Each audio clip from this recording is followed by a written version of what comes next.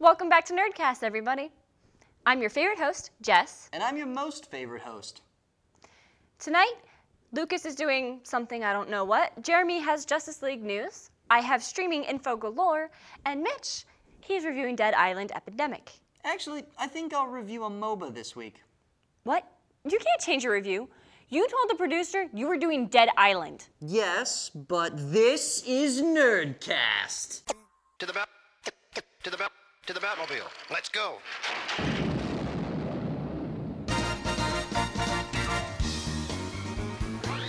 Atomic batteries to power. Turbines to speed. Roger. Ready to move out. Mitch, that's not how the show works. You can't just change what you're going to review after you already told the producer you're going to do something. It's more like I just can't make up my mind. What if I did both? No, because then you'd have 3 reviews, and that's just not fair. Oh, come on. They're previews, not full reviews. The games are in beta. It's fine. You cannot have 3 reviews, Mitchell. Okay. There are a lot of big titles coming out in the near future, but not so much this week. Instead, we got the opportunities to try out some of the upcoming titles with big exciting names tied to them. So, did anyone else know that zombies are still a big deal? Our first preview is Dead Island Epidemic, the sequel no one asked for to the game that's best known for having a really impressive trailer. The original Dead Island was a first-person zombie survival, I can't really say horror game. Well, you hit things with paddles. That's a genre, right? Oh yeah. The original Dead Island was a first-person zombie canoeing game that got mediocre reviews because it failed to deliver interesting gameplay or that amazing story implied by the trailer. Oh, I know that game. It's called The Last of Us. Epidemic, however, seems to have gone entirely the other way by delivering all of the gameplay and only enough story to justify said gameplay. Of course, this is all tentative, as the story mode might not have been added yet. This is an early beta, but what I played was cohesive enough, so I'm not holding my breath. What I did play was something surprisingly unique. The primary game mode appears to be Scavenger, which puts 3 teams of 4 players on a zombie-infested map, loaded with supply points and objectives. This plays like a MOBA mixed with Diablo, and the best part is, between the 2 opposed teams and the super zombies, it's intense. It's like camping, guys. Intense. Intense. Intense. Get it?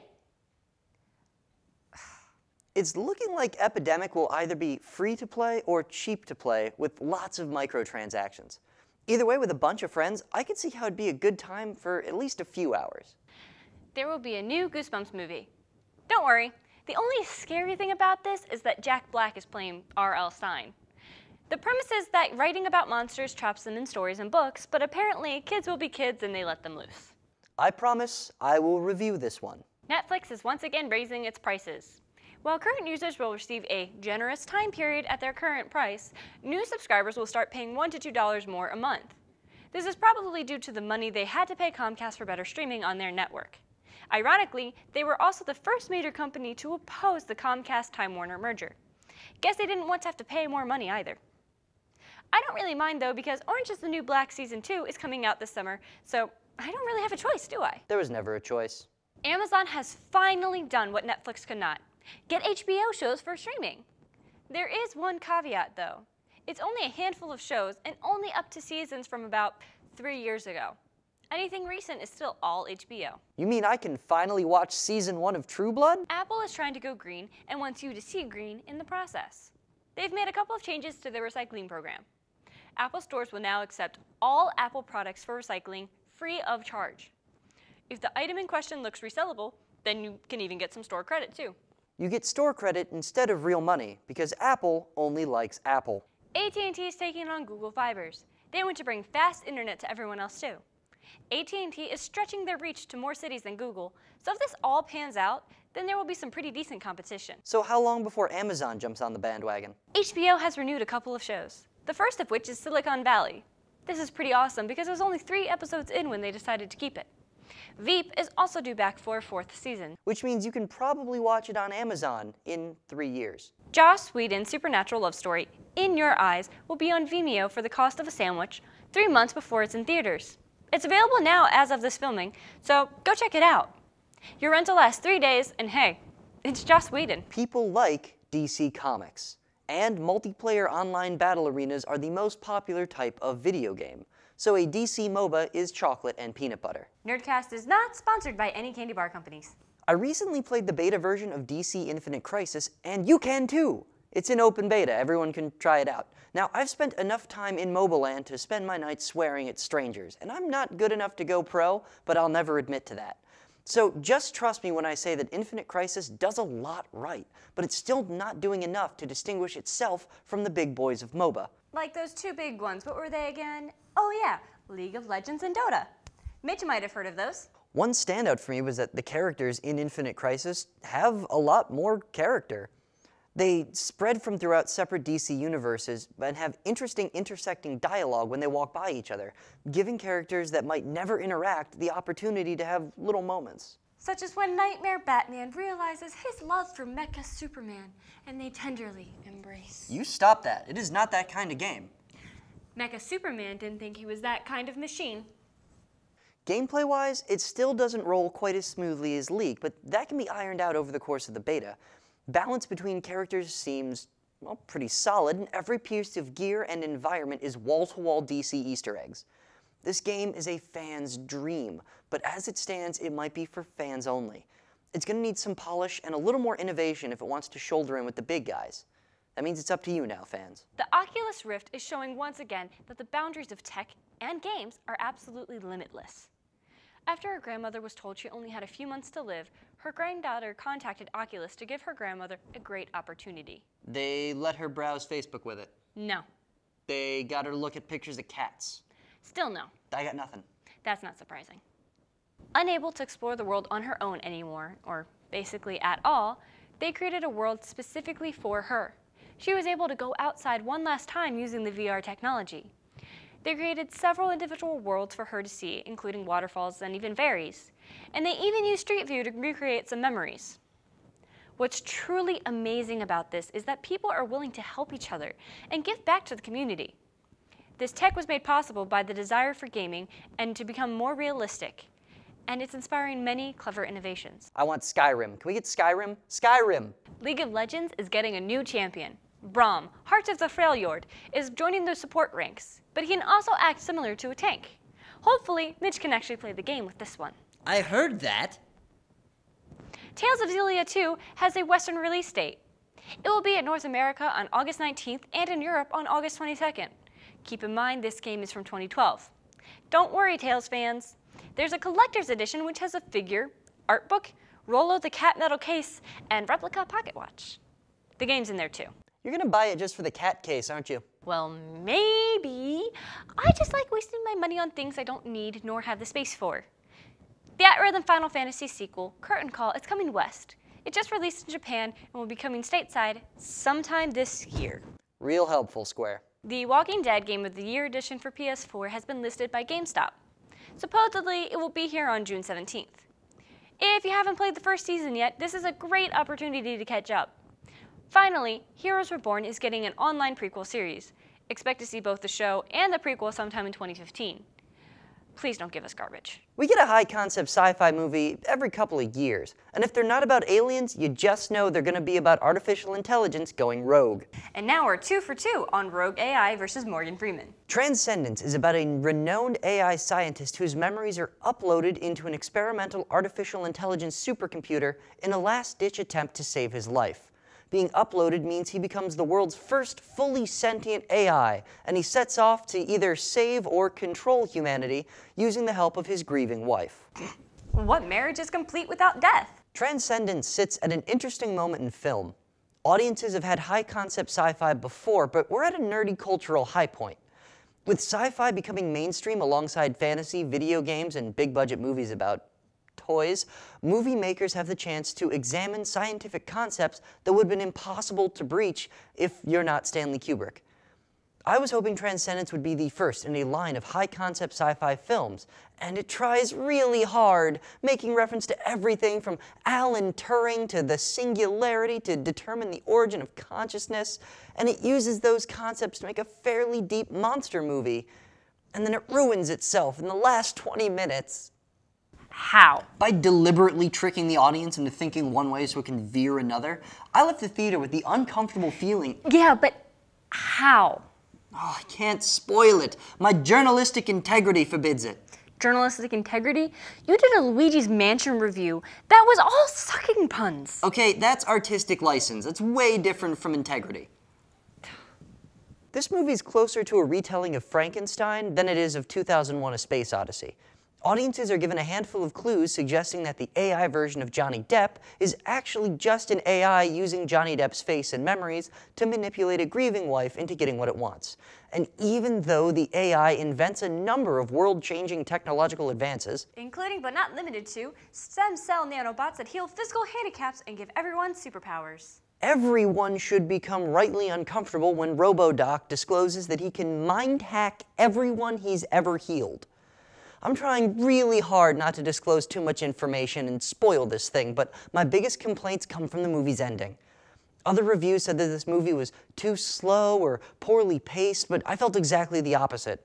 Sure, it's light on action, or rather it's heavy on talking, but it's never short on tension, especially during the scenes with the wife talking to the AI that made me look at any inconsistency that would justify screaming, "It's an evil robot! Run, woman!" The only way to not find that interesting is to be a breathing from your mouth kind of person. It was a great time, if not for that damned last 20 minutes. Although I may be a tad biased, because they play up the man creating his own god theme a bit hard for my taste, what with Depp's character dying and resurrecting, healing the sick and or lame, and doing some things in the ending.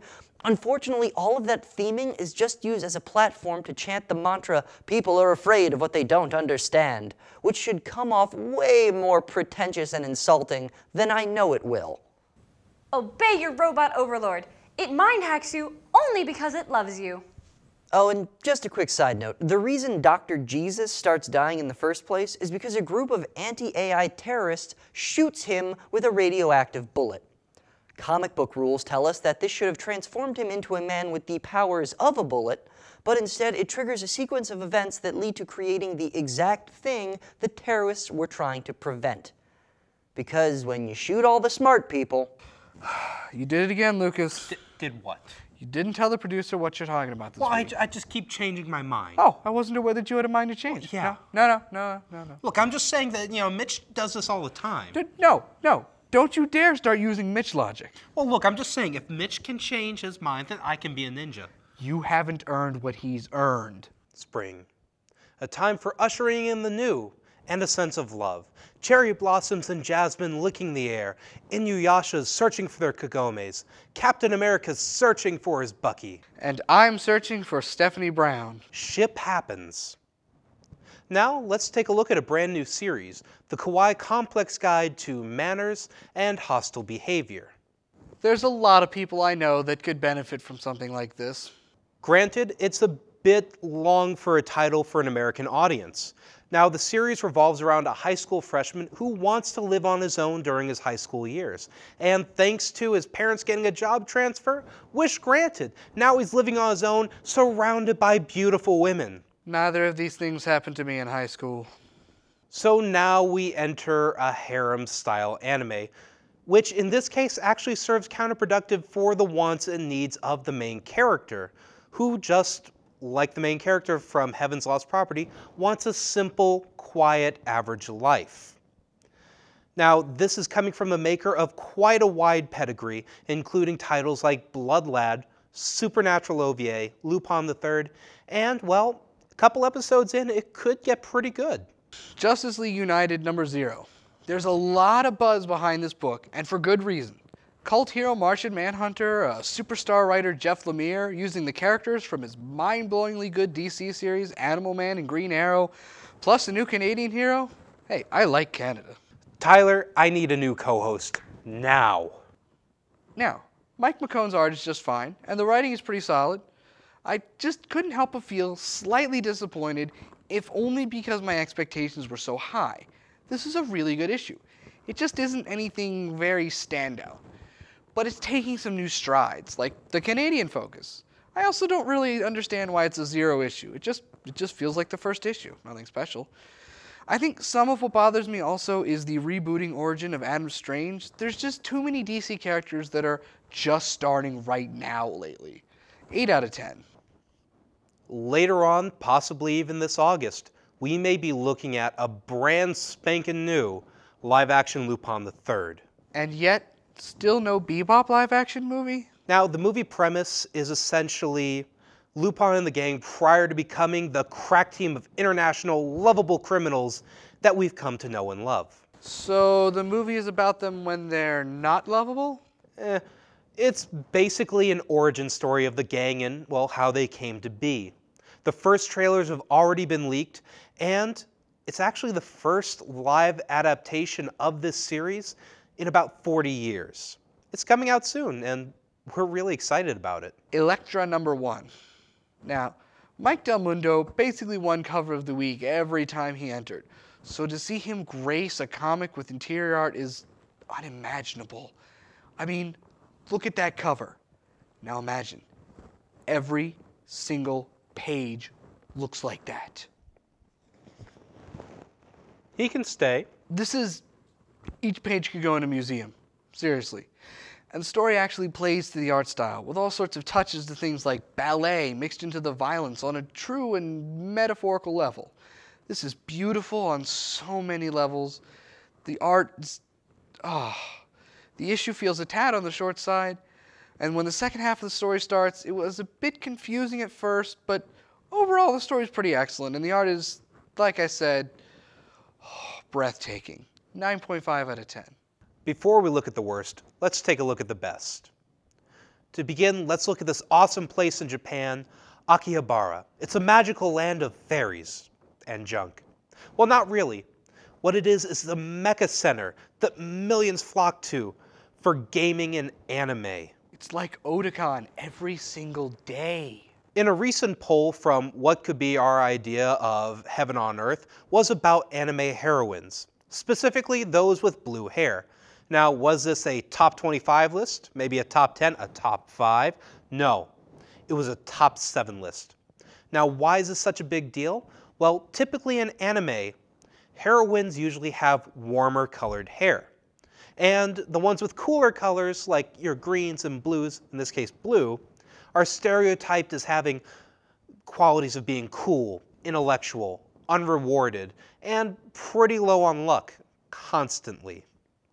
They tend to be secondary characters with primary colored hair. Blue hair can be pretty attractive. Like, I'm kind of thinking about Aqua from Kingdom Hearts. Best of the best, as decided by 100 people who were in this survey, include characters like Rei from Neon Genesis Evangelion, Nymph from Heaven's Lost Property, and a personal favorite of mine, Konata Izumi from Lucky Star. The Flash #30. Robert Venditti has done a great job taking the reins of Green Lantern, and now he's taking on the other non-trinity of DC's Big Five. In a sense, he's taken on both of Jeff Johns' legacies. And a partridge in a pear tree. This issue wasn't nearly as much of the new storyline as I'd hoped. It was mostly a Forever Evil aftermath story, but it established the tone pretty well, and I think I'm on board with this. Venditti writes a really good Barry Allen, and the teases of his debut story arc paint a very interesting picture. For the first time, I can say I'm excited for the Flash stories that are coming out regularly. The only thing I don't really like is the art. I can't say it's outright bad.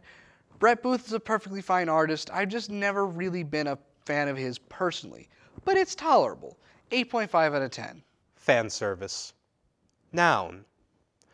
Definition is to show men and or women in compromising states of dress or position in conjunction with camera angles for the momentary spark of primal instinct in the overall viewing experience of a given audience.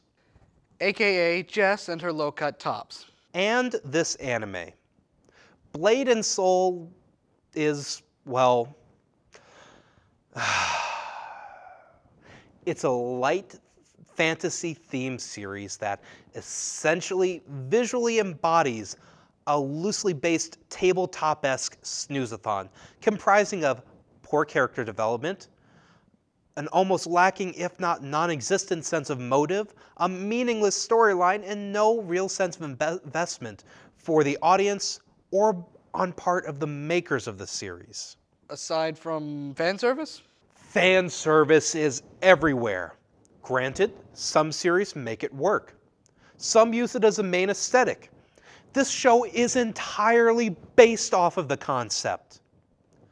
In short, it's like an intoxicated evening of switching back and forth from D&D to your cable provider's secret channel and passing out in a pool of your own disinterest and broken dreams. Secret Origins #1.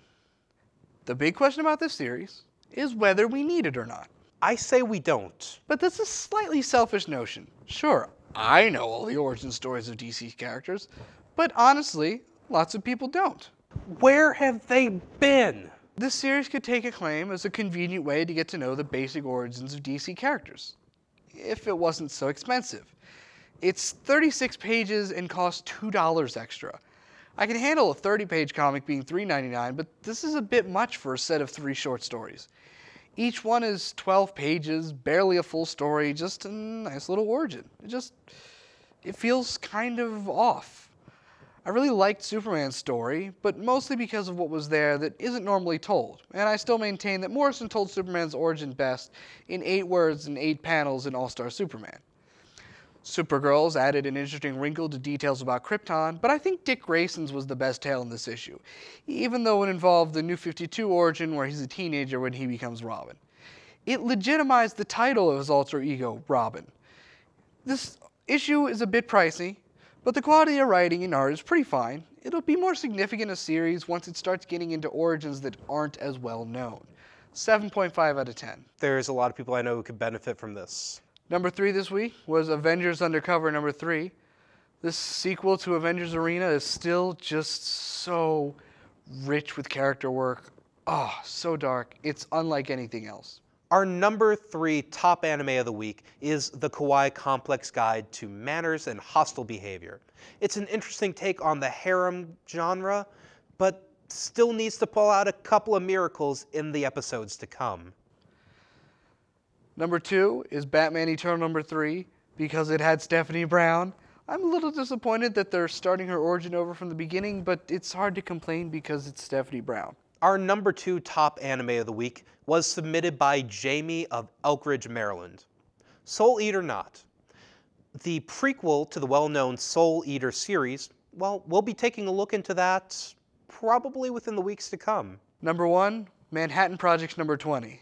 Because only a series as crazy and unpredictable as this would have an issue titled Einstein the Barbarian. Our top anime of the week is going to be Chika Coffin Princess, because it just gets better and better. Guess who couldn't be a hero? Towards the top of our bottom list for anime this week at #3 is The Order a Rabbit? Just kind of barely in our bottom 3, but maybe it just needs a couple more episodes to really get started well. #3, All New Invaders #4. Not exactly a bad issue, just, it was passing the time between 3 and 5, and it's just a little, doesn't capture me that much. #2 on our bottom list this week is, of course, Blade and Soul. There's a reason for it. #2 is Superman #30. This whole series has just never been great. It's usually not awful, but Our #1 bottom for this week in anime is Blade and Soul, because we felt it deserved to be on the bottom list twice. And the #1 worst comic this week was Catwoman, because Ann Nocenti just... Jess, I'm sorry.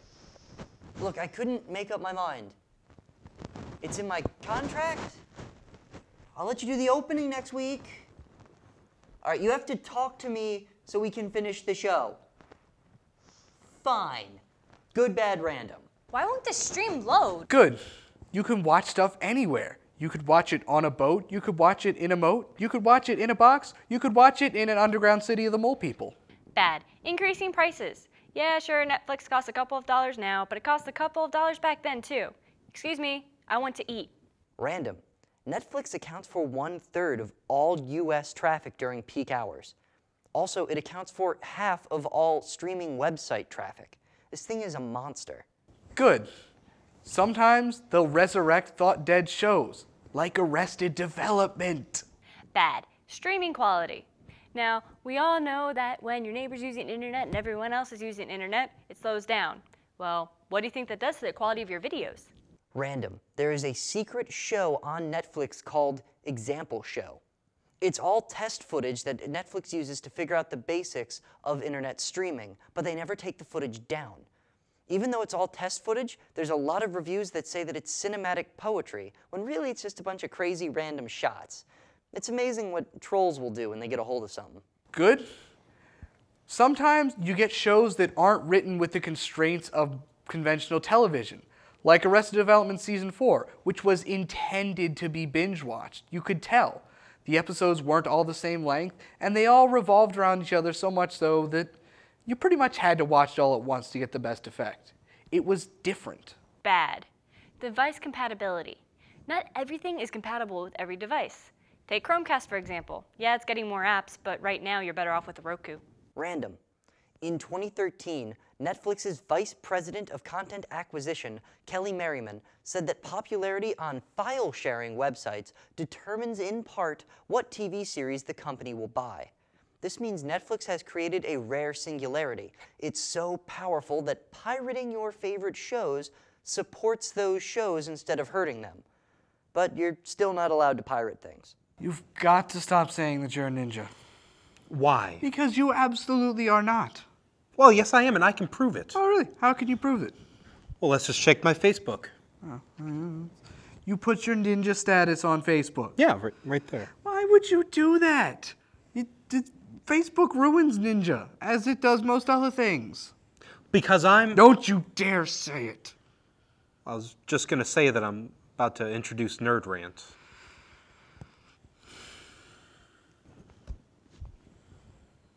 Today's Nerd Rant is titled, "Do you have any idea what the hell you're doing?" And it's about Facebook. I know. How old can we be trying to sit down and have this talk with you? But let's be honest, a talk about Facebook is a birds and the bees talk about the internet itself. And most of you kids haven't had either. So here's the most important thing you need to remember. Huffington Post recently reported that a woman passed a court-ordered, car-installed breathalyzer test the night after heavy drinking. She was violating her probation, and now she's most likely going to spend 3 months in prison, all because she decided to brag about her totally thug-life breathalyzer evasion on the website specifically designed to tell people about other people, which happens to be a go-to tool for probation officers. That woman is dumb. Do not be like that woman. Facebook is the publicly available written record of pretty much everyone. Even people who try to stay off the grid are more than likely on the site through a series of pictures or mentions with the people they chill with. Unfortunately, the site is used for just as many professional purposes as casual. Jobs are made or destroyed based on the easily available research, and for people trying to get jobs for the first time, Facebook is the electronic first impression. We get a few news stories a year about teachers fired over pictures of them casually drinking, not drunk or belligerent, just doing an activity that can't be done on school grounds. So they're fired in case those pictures create a bad example for the kids they teach. Maybe they were great teachers, but from a boss's perspective, they just made themselves a lawsuit liability. What you need to understand is that your friends are idiots. Back on point, you need to understand that Facebook has entered us into an era of surveillance. When you post about someone or yourself, you're reporting on the location, activity, and participants of whatever it is you're doing.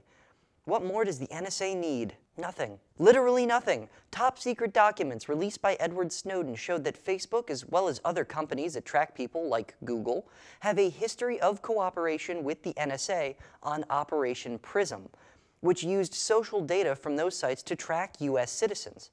The NSA didn't do anything new, or anything. They just piggybacked onto the companies that were doing it for them. And Google Glass, that thing's a monstrosity. Google Glass can be set to record without the people around the wearer knowing it all. It's literally a security camera attached to a person's head. And it's so scary that it's already banned in certain cafes in San Francisco where it was beta tested. It's not even out yet. There were like 8 people in the entire city, and anyone who took the time to think about it felt that that was way too much. So remember that Facebook is forever poised to ruin any one of your future jobs. Hopefully, this won't always be the case. Maybe someday we'll realize that people act differently outside of work and school, but until we all miraculously become more accepting, anything posted online that's not entirely professional is dangerous. Naked pictures of yourself or others is a death sentence. Bragging about crimes makes you the worst thief/arsonist/wife beater ever, but at least it'll get you out of my society. Selfies are fine. But unless you're making a 3D model of yourself, you have to be really conceited if you think that a website that's already about you needs thousands of more pictures of you. Facebook is a problem, but we here at Nerdcast know it's never going away. People act differently when they're being watched. It stresses us out and it makes it impossible to be ourselves. As a society, we have to find the balance point between professionalism and relaxation, or else we're all going to end up stressing about if what we're doing for fun can today change our lives for tomorrow. And if you liked what you heard here today, find us on Facebook by looking up Nerdcast Laurel. 3 reviews? Mitch gets to do 3 reviews, and I can't even say this is Nerdcast. What's wrong with this picture? We'll take a look at it next week. He said it's in his contract. I'll take a look. And take a look at what? Well, that's it for today, guys. No, take a look at what? I hope you enjoyed listening to him as much as I did. Oh, you're doing this now. We're doing this now, Jess. I will see you next week when Mitch will have a new contract. I can tell you all the fun news while he'll be miming his reviews.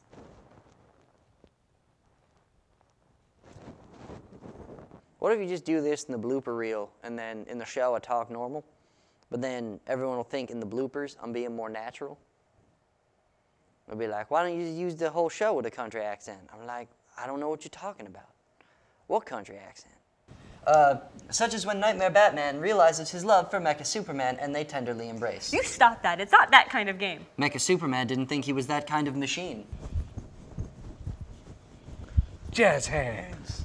This dance is weird. I don't know why I keep doing this, Tyler. I look weird when I dance. But they're raising their prices now, again. I'm not responsible for my actions. Here, eating close. Jazz hands! It looks like Epidemic. Hoppity, hoppity, hoppity, hoppity, hoppity. Yeah, sure, Netflix might only cost a couple dollars now, but they used to only cost a couple of dollars back then. And then my phone goes off during the shot. This is not at all this is not at all how copyright works. Hey, Jess.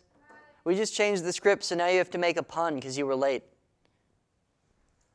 It's punishment. League of Legends has a new champion. Braum, Heart as a Freljord. Freljord. 2 shots. Transcendence. 2 chains. Transcendence. What did you? Transcendence? The different characters spread from... Talking, trying to figure out what to say because now I'm trying hard not to laugh so you can actually hear what I'm saying. Something on your shirt. Oh, no. News and Views intro, Tyler. Yeah, we did it as a team. We actually are friends in real life.